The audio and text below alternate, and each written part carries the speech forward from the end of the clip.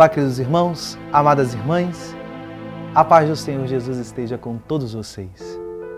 Hoje, terça-feira, dia 19 de fevereiro, estamos na sexta semana do Tempo Comum.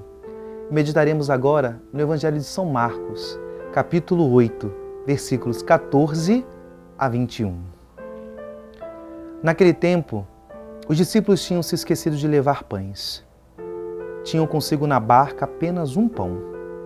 Então Jesus os advertiu: prestai atenção e tomai cuidado com o fermento dos fariseus e com o fermento de Herodes.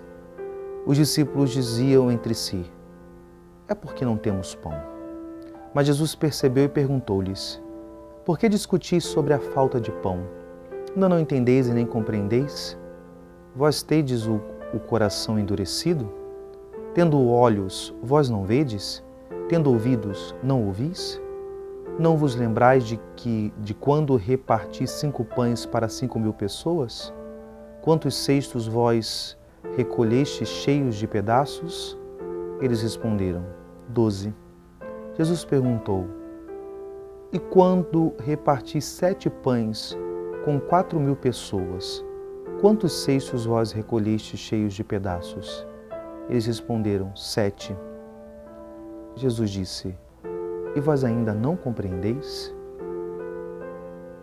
Palavra da salvação. Queridos irmãos, nós temos hoje no Evangelho Jesus se deparando com a incompreensão dos discípulos. De fato, essa realidade apareceu diversas vezes no discipulado de Nosso Senhor.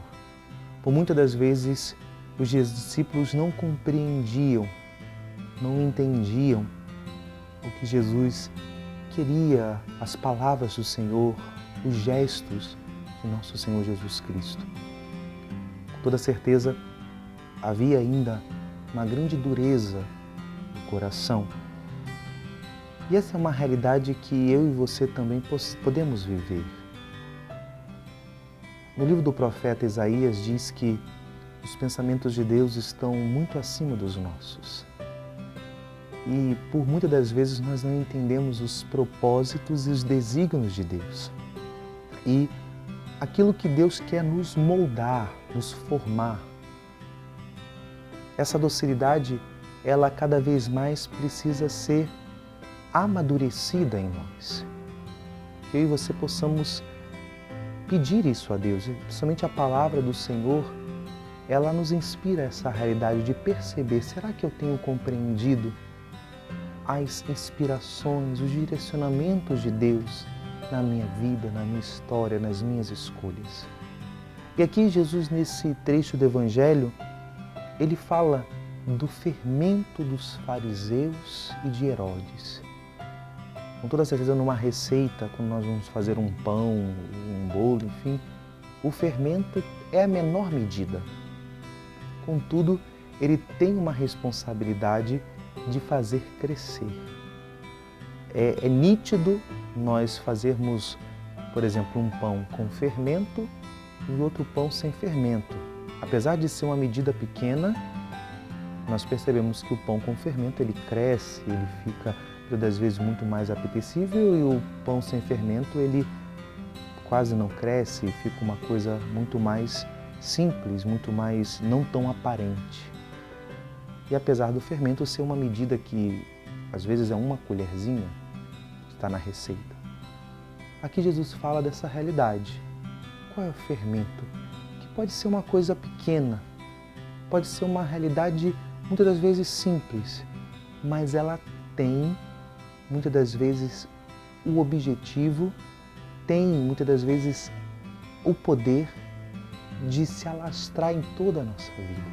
E o fermento dos fariseus era essa realidade, que eles não estavam abertos aos desígnios, aos propósitos, às realidades do alto. Na verdade, o Deus dos fariseus era o próprio umbigo, era a própria realidade pessoal, em vez de ser um teocentrismo, ou seja, Deus no centro, era um egocentrismo. O eu no centro. Este é o grande fermento, que parece uma realidade das vezes simples. Mas a fé é quando nós colocamos a nossa vida aos pés de Deus. E no centro da nossa vida não estou eu, mas está o próprio Deus. O que vale, o que tem maior importância são os desígnios, é a vontade de Deus, são os mandamentos de Deus.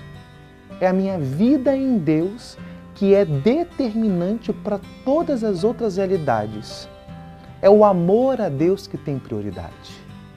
Queridos irmãos, amadas irmãs, creio que essa é uma realidade que parece simples, mas ela é fundamental e essencial na nossa vida. E sem isso, nós não conseguimos muitas das vezes compreender os desígnios, não compreender os propósitos de Deus, porque de fato Deus está na nossa vida não somente para resolver problemas, mas Deus está na nossa vida para nos salvar. E salvação é ter Deus no centro.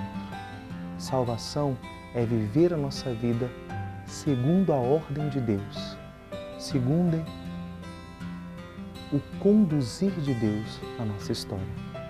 Que Deus nos dê essa graça nesse dia e possa cada vez mais nos fazer entender a vivência da nossa fé com integridade. Que Deus nos abençoe, nos livre de todo mal.